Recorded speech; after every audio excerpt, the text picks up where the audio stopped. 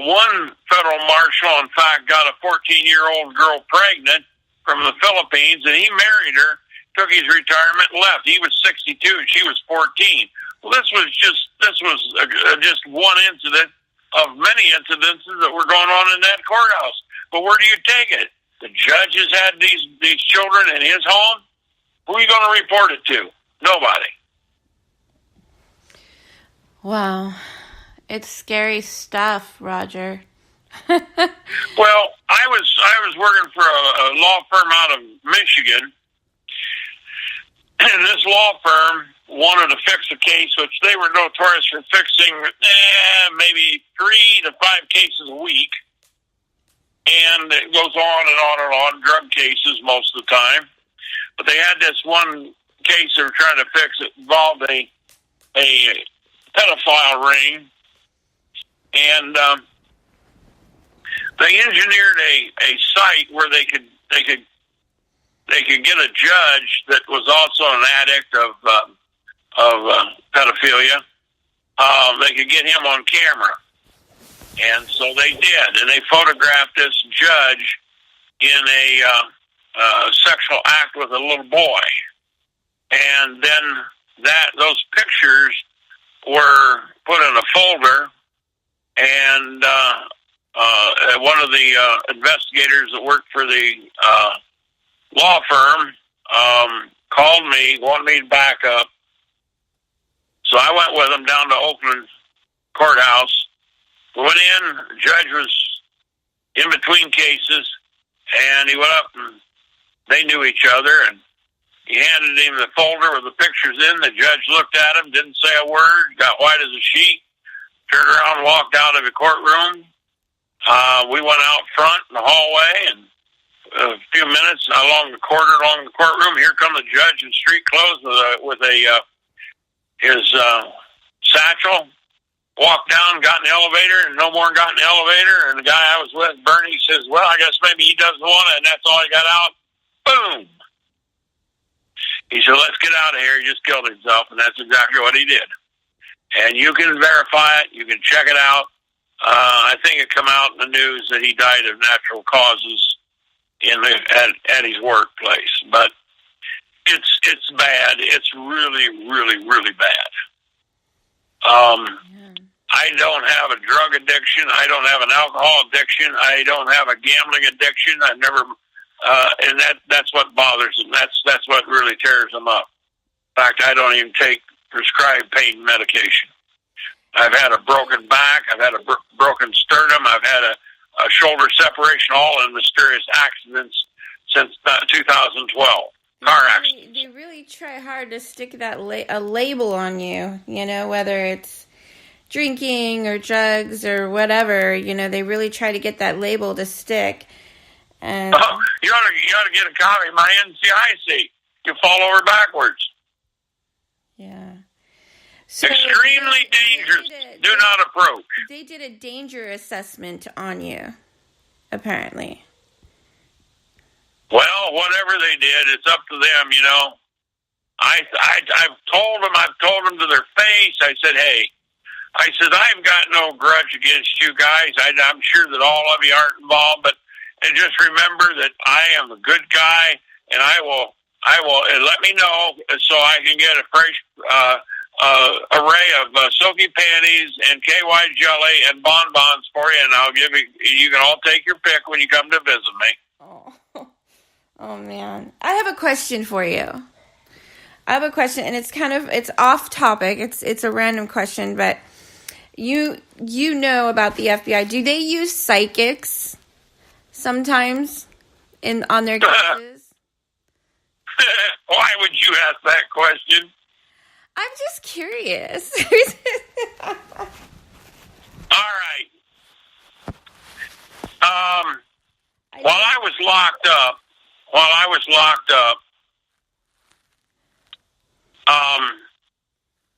was well known in the area, and there was a gal that worked she was a jailer in Lucas County who was a psychic. She was good. And she come in one night, after lockdown and start screaming and pointing to me. You know. And what she was referring to was a murder, double murder that took place out of Fostoria. Michelle Hoffman and her 10-day-old baby were murdered. They had found her, but they hadn't found the baby. And this gal that was a jailer, I told her, I said, wait, don't say any more. I said, I got a phone number for you to call, and a friend of mine is an attorney who we use as a coordinator, so we don't get to cross-talk in the investigation. We use remote viewing plus other things. But anyways, I said, you go call this guy and give him the information you've got, then come back and we'll sit down and talk. Which she did. And she come into the pod where we were at late after she talked to this attorney. And we set down the information we had. Tree roots, shallow water, number 6, decapitation of the baby, and the FBI thought the baby had been sold on the, we found out later, thought it had been sold on the black market. But after we had all that, within 24 hours, in come the FBI. And who had given them my name, or maybe they didn't have my name, but anyways, the guy I'd worked with before showed up, and I knew him, and he wanted to talk to me, and he pleaded with me to assist them in solving the case where the baby was at. And he says, I know that you've got a good team. Please help us. Please help us. And I wouldn't do it. After about an hour, he said, listen, Roger, he says, I've never done you wrong. Please help me out on this one. It's a baby. And I said, okay, I'm going to give you just exactly what we got, and you can go from there. The baby's dead. The baby's in tree roots, shallow water. The baby there's something to do with the number 6. The baby's probably been decapitated. I said, that's it. He said, thank you so much. Well, he left. They took that information back, and they took the individual that they had that they knew was involved, and this was a situation where the baby's mother was a prostitute, and the father was a very wealthy businessman, and she was evidently leveraging for money, and so he killed her with a 2x4, and so they leveraged him into explaining what happened to the baby to get off of the death penalty in Ohio, and so he told them where the baby was. He threw it in off a bridge on County Road 26. And so they went out, and it was in the newspaper, a picture where they had lifted up a black plastic bag that evidently had bricks or whatever in it. It was torn. There was no baby in it. But as they went down the Eagle Creek, they found the baby about 200 yards from where it was dumped in the water in tree roots. Now, would you say that's psychics? I think so.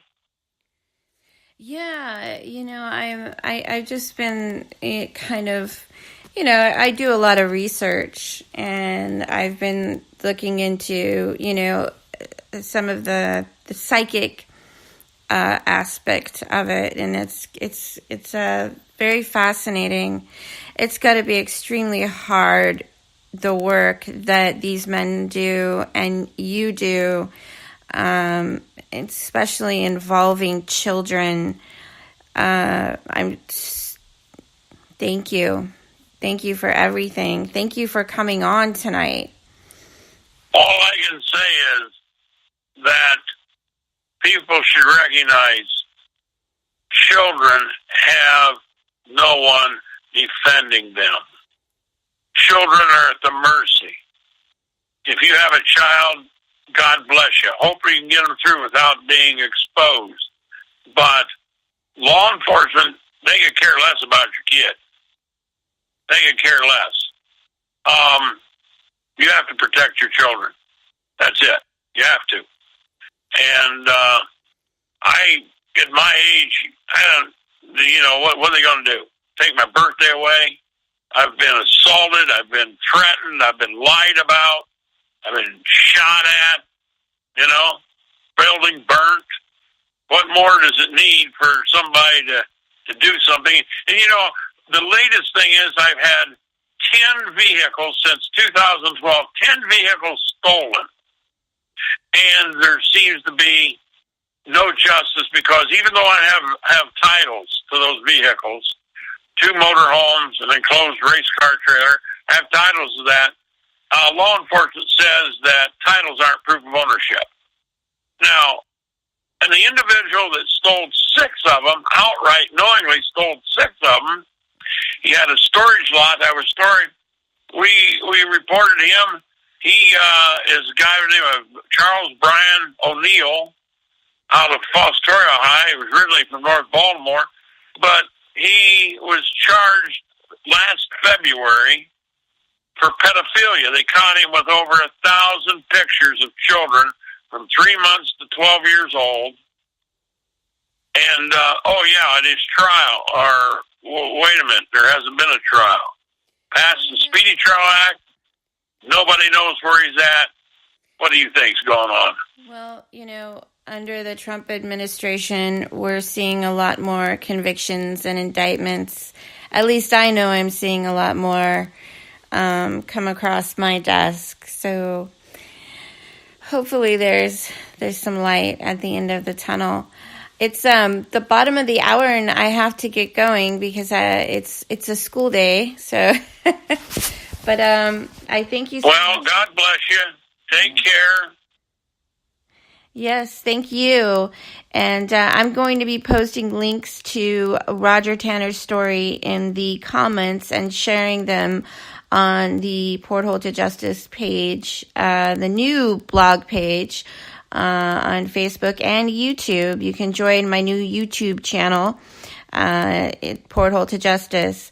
All right, Roger Tanner. One thing I might add, you might want to look into. There is a website that has just been put up. It's called The-Exposure. And you can follow some of the investigations that's going on right now with missing individuals. It's called The-Exposure. Okay. The-Exposure.